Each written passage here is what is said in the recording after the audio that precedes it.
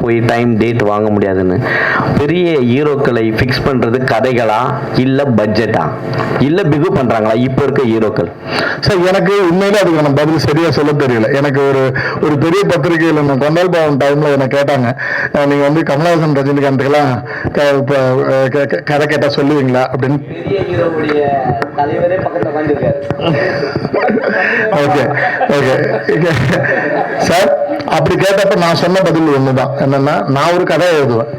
எனக்கு அந்த கதையில வந்து கமலஹாசனும் ரஜினிகாந்தும் சூட்டபிள் ஆச்சுன்னா அவங்களுக்கு போய் சார் இந்த கேரக்டர் பண்றீங்களான்னு கேட்பறேன். இப்படியாப்பட்ட இயக்குனர் தானே தவிர நான் ஒரு ஹீரோவுக்கு கதை எழுதுற இயக்குனரா என்னால பார்க்க முடியல சார். என்னால எழுத முடியுமான்னு தெரியல. அதனாலதான் நான் சொன்னேன், என்ன ஒரு பெரிய யூடியூபர் வந்து இந்த கதையை கேட்டுட்டு சார் தான் எனக்கு கனெக்ட் பண்ணி விட்டாரு. போயிட்டு ஒரு ஹீரோ கிட்ட கதை சொல்லுங்கன்னு சொன்னப்ப நான் சொன்னேன், இல்ல சார் எனக்கு முடியாது, எனக்கு அந்த பொறுமையும் கிடையாது, எனக்கு நல்ல ஆக்டர் வேணும், நான் வந்து என்னால வந்து அவங்க சொல்ற விஷயங்களை கன்வின்ஸ் பண்ண அப்படி பண்ண முடியாது. நான் ஒரு வாட்டி ஒரு பவுன் ஸ்கிரிப்ட் கொடுப்பேன், அதுல என்ன டவுட் இருக்கோ கேட்டுருணும், கேள்வி கேட்டுருணும். கேள்வி கேட்ட பிறகு எனக்கு பதில் சொல்ல தெரிஞ்சா பதில் சொல்ல தெரியுமா, இல்லாட்டினா நீங்க சொன்னது சரியா இருந்தா அதை நான் இம்ப்ளிமெண்ட் பண்ணுவேன். ஃபார் எக்ஸாம்பிள் வெற்றி சார் நிறைய இடத்துல எனக்கு டயலாக்ல சின்ன சின்ன கரெக்ஷன்ஸ் சொன்னாரு. அந்த விஷயம் நான் கன்வின்ஸ் ஆனா இம்ப்ளிமெண்ட் பண்ணேன். பிரிகேடா கூட 2-3 இடத்துல சார் இது இப்படி வச்சுக்கலாமா அப்படின்னு சொல்லி கேட்டாங்க. கன்வின்ஸ் ஆன ஒத்துக்கிட்டேன். எனக்கு எது சரியானு படுதோ அதுதான். அதன் பிறகு ஒரு 3வது லேயர் வரைக்கும் நான் ஆர்குமெண்ட் வச்சுக்க மாட்டேன் சார். இல்ல சார் எனக்கு கரெக்டா பண்ணிடலாம் அப்படின்னு சொல்லிட்டு நான் விட்டுடுவேன். சோ எனக்கு பெரிய ஹீரோ கிட்ட பிரச்சனை நான் பாக்குறது என்னன்னா, நான் ஒரு கதை சொல்லுவேன், ஒரு கரெக்ஷன் சொல்லுவேன். அந்த எனக்கு அதுல உண்மையிலே எனக்கு தெரியல. இப்ப மோகன்லால்லாம் அது மாதிரி லீக்லயே இல்லையே சார். இப்ப Drishyam 3 வந்தப்ப பாத்தீங்கன்னா அந்த லீகே கிடையாது. பெரிய ஹீரோனா அதுக்கான செலவு தான் பண்ணணும். அந்த படத்தோட ப்ரொடக்ஷன் வேல்யூ பார்த்தாலே உங்களுக்கு தெரியும் என்ன செலவு பண்ணிருக்காங்க. ஒரு 2.25 மணி நேரம் படத்துக்கு என்ன செலவு பண்ணிருக்காங்க. 68 சீனு 70 சீனும் 43 சீனு வீட்டுல என்ன செலவு பண்ணிருப்பாங்க. சோ அது இல்ல சார். அது யாரும் நிறைய பேருக்கு புரியல. இல்ல ஏன் இந்த கொஸ்டின் இங்க வருதுன்னா, இங்க கோடம்பாக்கத்துல காளிகாமம் வலசராக்கம் சுத்தி பல நூறு இயக்குனர்கள் இளம் இயக்குனர் சுத்துறாங்க. ஒரு 2 படம் ஹிட் ஆனாவே போன் எடுக்க மாட்டாங்க. அதுக்கு முன்னாடி அவன் காலை பிடிச்சி தொங்கிட்டு இருக்கான். அதுக்குதான் கேட்கிறோம்.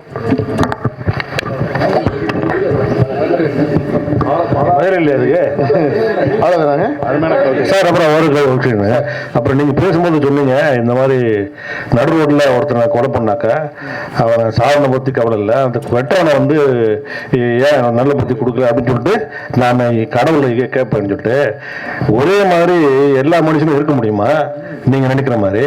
இப்ப வந்து வெட்டவன் வந்து நல்ல பத்தி தானே அதான் வெட்ட போறான். அந்த மாதிரி வெட்டுவனுக்கு நீங்க தண்டனையை கொடுக்க கூடாது அப்படின்னு சொல்லிட்டு சொல்ல வரீங்க. இது என்ன அப்படிதான் இருக்கு.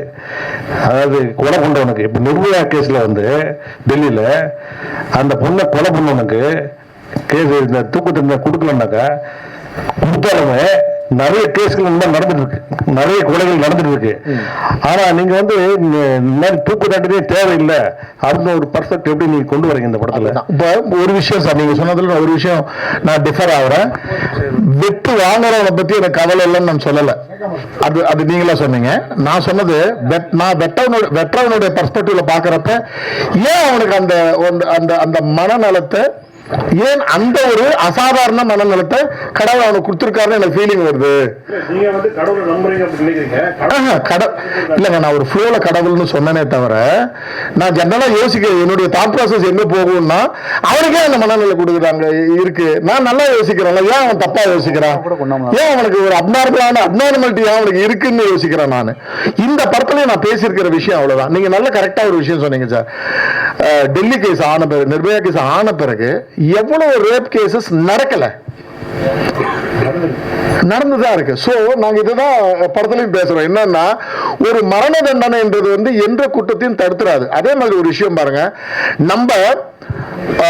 நம்மளுடைய ஹெல்த்துக்கு, மனநலத்துக்கு, உடல்நலத்துக்கு கொடுக்கிற ஒரு முக்கியத்துவத்தை நம்ம மனநலத்துக்கு கொடுக்கிறோமா அப்படின்னு பாருங்களேன். நம்ம வீட்டுல ஒரு ஜெனரலா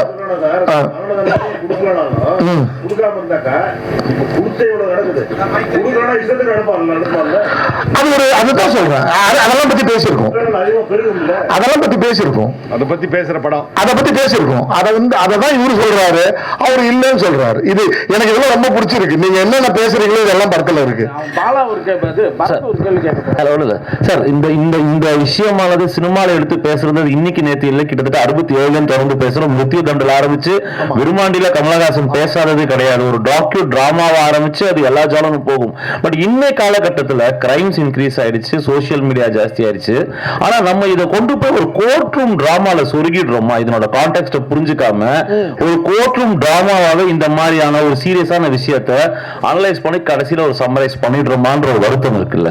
இல்ல, ஒரு விஷயம் என்ன சார், நான் வந்து கொஞ்சம் புத்திசாலித்தனமா இதை வந்து இன்னைய காலகட்டத்துக்கான கதையா வைக்கல.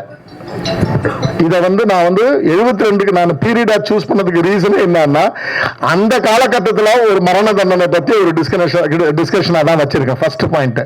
ரெண்டாவது பாயிண்ட் சார், எந்த கருவை பற்றி எந்த காலகட்டத்தில் யார் வேணாலும் பேசலாம் சார்.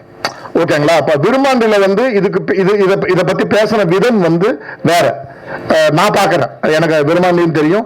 இவருடைய படம் இருக்கு இல்லைங்களா சார், நம்ம சார் இறந்து போயிட்டாருங்களே, ஜனார்தன் சாருடைய படம், விஜய் சேதுபதி சார் பண்ணியிருந்தாரு. அந்த படத்துல கொஞ்சம் அதை பத்தி பேசுறேன். இந்த படம் எல்லாம் பார்த்துட்டு இதுல என்ன பேச மறந்தாங்களோ, இதுல என்ன பேச தவறுனாங்களோ அதை நான் இதுல பேசியிருக்கேன்.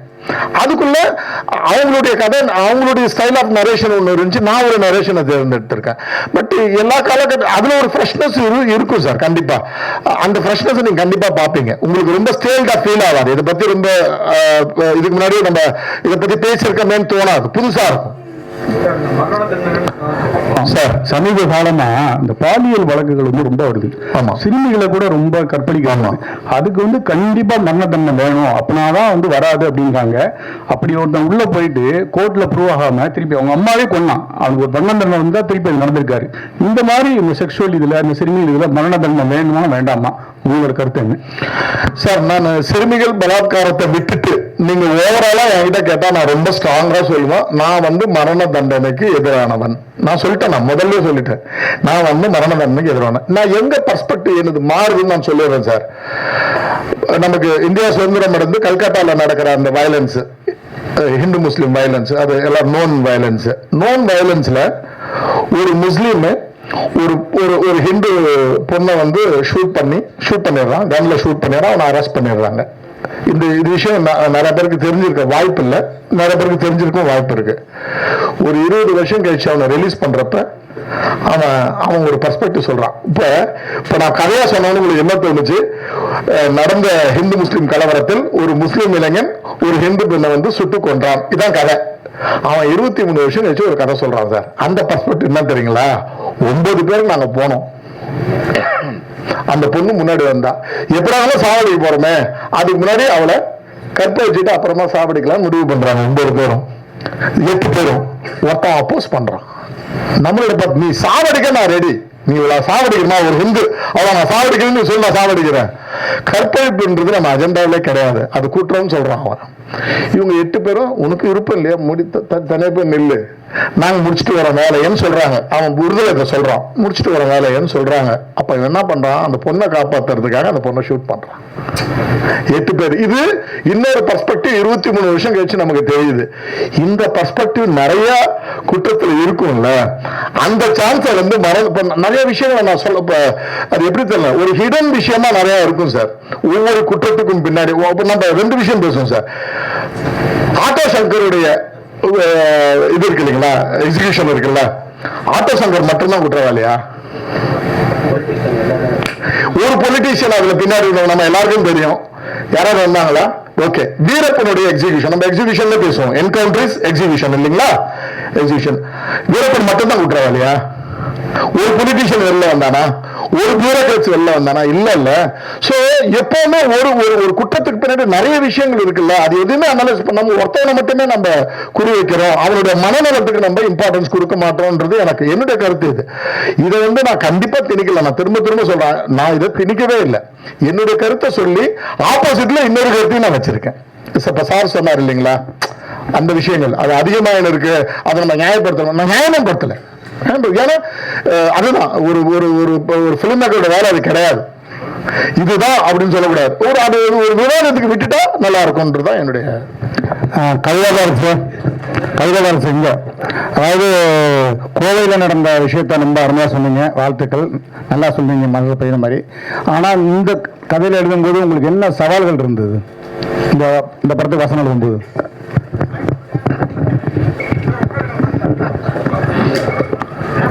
சவாலுங்கிறது என்னன்னா, இரண்டு எதிரெதிர் கருத்துகள் ரெண்டு பேருக்கும் பேசுறவங்களுக்கு அது நியாயம்.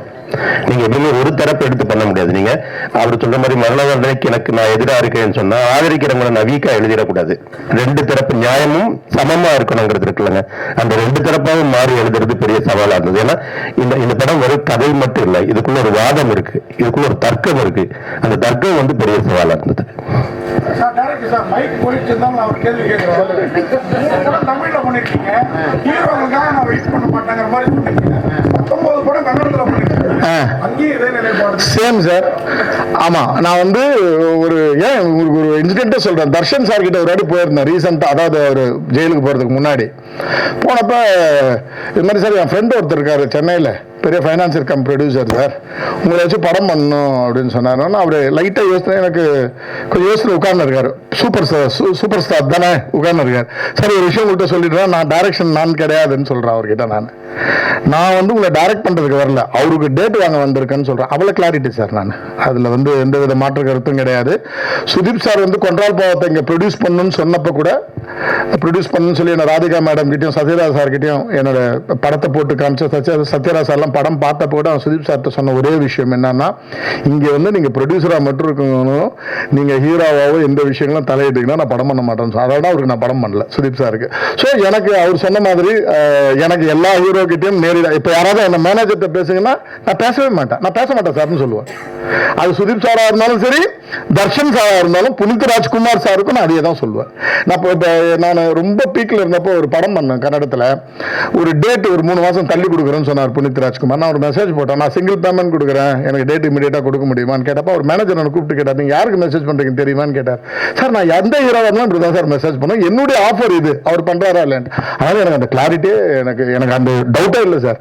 எனக்கு என்னை நம்பி என் கதையை நம்பி எந்த ஹீரோவுக்கு படம் பண்ணணும் இல்லை, ஆக்டருக்கு படம் பண்ணிட்டு போயிடுவோம் சார்.